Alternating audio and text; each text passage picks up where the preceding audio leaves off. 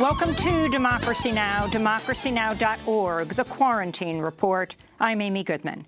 In the United States, deaths from the coronavirus have topped 42,000. Confirmed cases are approaching 800,000. Worldwide, total confirmed cases are closing in on 2.5 million, with 171,000 recorded deaths. President Trump said Monday he's shutting down all immigration to the United States by executive order. It's his most drastic move yet to cut entry of foreigners into the country. He announced the move on Twitter last night, but did not offer specifics on the legal basis for the decision. More southern states announced plans to start rolling back lockdowns. Georgia's Republican Governor Brian Kemp said Monday gyms, hair and nail salons, spas, tattoo parlors, massage therapists will be able to start operating Friday. Restaurants and movie theaters will reopen Monday. Kemp acknowledged his decision will make more Georgians sick. When we have more people moving around, we're probably going to see our cases continue to go up. But we're a lot better prepared for that now than we were over a month ago. We have the hospital bed capacity. Atlanta Mayor Keisha Lance Bottoms said she was not given advance notice of the move and that the number of fatalities is still on the rise. Savannah, Georgia Mayor Van Johnson said he is beyond disturbed, noting testing is still lacking and the state has not seen the recommended 14-day decline before reopening. In South Carolina, Republican Governor Henry McMaster's reopening public beaches, department stores and some retail businesses starting today. Ohio and Tennessee said they would start to reopen businesses from May 1st. This comes as anti-lockdown protests continue around the country. The government's top advisor on the coronavirus, Dr. Anthony Fauci, warned protests against state lockdowns will backfire and cause a spike in new cases. Meanwhile, Massachusetts warned it's becoming a hotspot for the coronavirus as cases surged in recent days. The death toll is expected to top 2,000 there this week, with 40,000 confirmed cases. The Boston Globe printed 16 pages of death notices on Sunday, more than double the number of pages this time last year. Here in New York, numbers continue to trend downwards. Known COVID-19 deaths dipped below 500 for the first time since April 2nd. The total official death toll remains by far the highest in the country at close to 19,000, with over 250,000 confirmed cases. New York City's canceled all public events through June. The New York State Nurses Association sued the New York Department of Health and 2 hospitals Monday for their failure to provide adequate safety measures at the start of the coronavirus crisis. This is Judy Sheridan-Gonzalez, president of the Nurses Association and an emergency room nurse. The hospitals were cooperative with the state in doubling their capacity, but they did not double their staffing. And because so many of our nurses got sick, we were terribly understaffed, which really results in negative outcomes and even death of patients. Because if you are only capable of taking care of 1 or 2 critically ill patients and you're ended up being told you have to take care of 5 or 6, you're going to have to neglect 4 of them. In other news from New York, the Metropolitan Transportation Authority confirmed plans to hire another 350 police officers this year, despite the fact that it's facing $8 billion in losses due to the coronavirus crisis. The MTA is seeking another $4 billion in federal bailout money after receiving $3.8 billion in the first relief bill passed last month. MTA data shows black and brown people are the most targeted by fare evasion policing. At least 79 MTA workers have died and thousands more tested positive for COVID-19. In California, a federal judge has ordered Immigration and Customs Enforcement, or ICE, urgently review the cases of detainees most likely to suffer severe illness or death from the coronavirus to determine whether they can be released. Judge Jesus Bernal condemned the system-wide inaction in responding to the outbreak. The order cites detainees over 55, pregnant immigrants, and those who suffer from chronic health conditions. Around 31,000 immigrants are in immigration immigration prison at least 220 of confirmed cases of COVID-19. In other immigration news, the Supreme Court said it'll consider the role that undocumented workers are playing to help combat the coronavirus outbreak ahead of a major case challenging Trump's move to end DACA, the Deferred Action for Childhood Admissions program. About 27,000 DACA recipients are healthcare workers. Legal groups involved in the case say terminating DACA during the public health crisis would be catastrophic. The Treasury Department announced Monday it's providing nearly $3 billion in payroll support for airlines. The Los Angeles Times reported at least 15 airline workers died from the coronavirus over a 9-day period earlier this month. But the true number is likely much higher, and there is no central tracking mechanism for COVID fatalities. Airline workers were previously barred from wearing face masks as the outbreak spread in earlier weeks, and some say they were kept in the dark about colleagues who contracted the virus. Disney will stop paying over 100,000 employees this week, nearly half its workforce. The company's maintaining its executive bonus plan and a planned $1.5 billion dividend.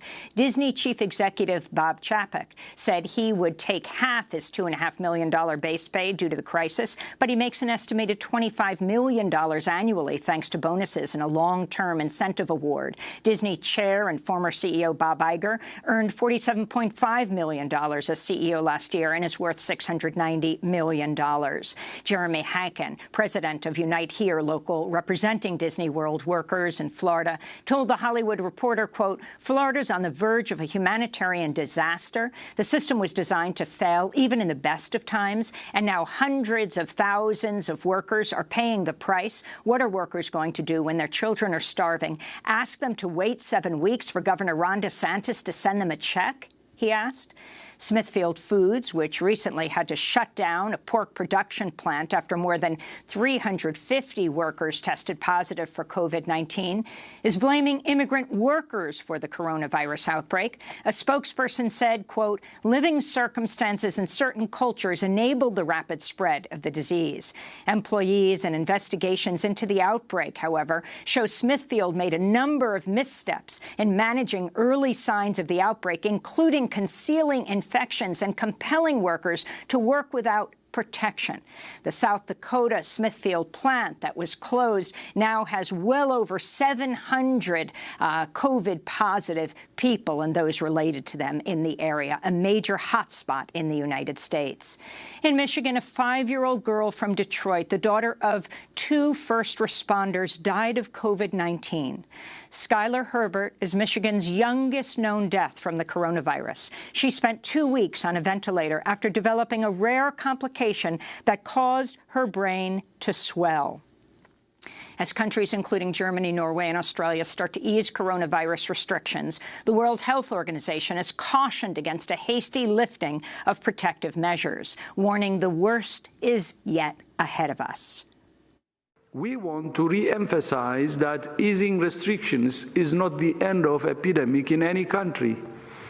Ending the epidemic will require a sustained effort on the part of individuals, communities, and governments to continue suppressing and controlling this deadly virus. In Britain, a government official has said the nationwide lockdown could last for 3 more months as the official death toll tops 16,000.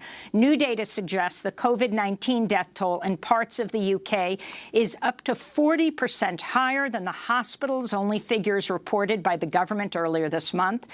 On Monday, France became the 4th country to report over 20,000 deaths. In the Philippines, authoritarian President Rodrigo Duterte has threatened to impose martial law to enforce lockdown and social distancing measures. Duterte previously said police and military should shoot people dead if they flouted lockdown measures. Police say 120,000 people have been arrested or given warnings for violating government-imposed rules. In the Mexican border city of Nuevo Laredo, 14 asylum seekers have tested positive for COVID-19 after coming into contact with a man recently deported from the United States. Meanwhile, 3 migrants deported 2 weeks ago from the U.S. to Haiti have tested positive for COVID-19. CNN is reporting North Korean leader Kim Jong-un is in grave danger after a surgery. South Korean media reported Kim had a heart surgery, but few details about his condition are known. Speculation about Kim's health was fueled when he didn't appear at a recent celebration for his grandfather and state founder, Kim Il-sung. Israeli Prime Minister Benjamin Netanyahu and his former political opponent Benny Gantz signed a deal Monday to form a national emergency government. The deal puts an end to a protracted political stalemate over neither candidate, after neither candidate received enough votes to claim victory after 3 elections over the past year. Gantz previously had said he will not work with Netanyahu. Netanyahu is under criminal indictment in 3 corruption cases. His trial was postponed to next month because of the coronavirus outbreak. In Hong Kong, activists are warning authorities are using the coronavirus pandemic as cover to target critics after police arrested 15 high-profile activists Saturday, including former politician and legislator Lee Cheuk-yan, media tycoon Jimmy Lai, and Democratic Party founder Martin Lee. Hong Kong has arrested over 7,000 people for their involvement in last year's massive anti-government protests, which were triggered by a proposed law which would have allowed authorities to extradite people in Hong Kong to China.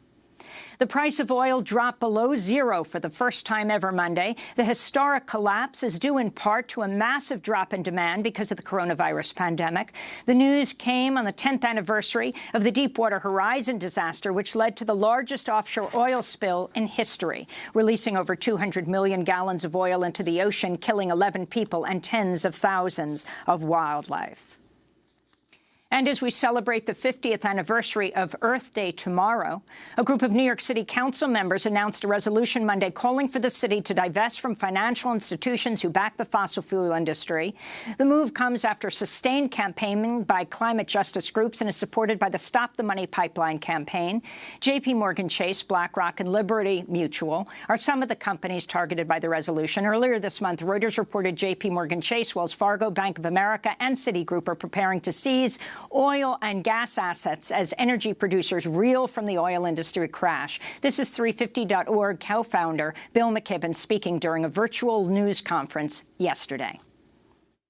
Unlike political change in Washington, change on Wall Street could come, A, very fast, because when banks and things make announcements, they move stock markets within minutes, and B, could come globally. Washington, for better and better mostly, doesn't really rule the world anymore, but Wall Street still kind of does. And so the things that happen in New York with money are of absolute first-order importance in this fight, especially given how little time we have. And that is Bill McKibben. Those are some of the headlines. This is Democracy Now!, democracynow.org, The Quarantine Report. I'm Amy Goodman in New York with my co-host Juan Gonzalez, joining from his home in New Jersey, second only to New York with infections and death from COVID-19, with at least 88,000 cases and nearly 4,500 deaths. Juan, welcome. Thank you, Amy, and welcome to all of our listeners and viewers across the country and around the world.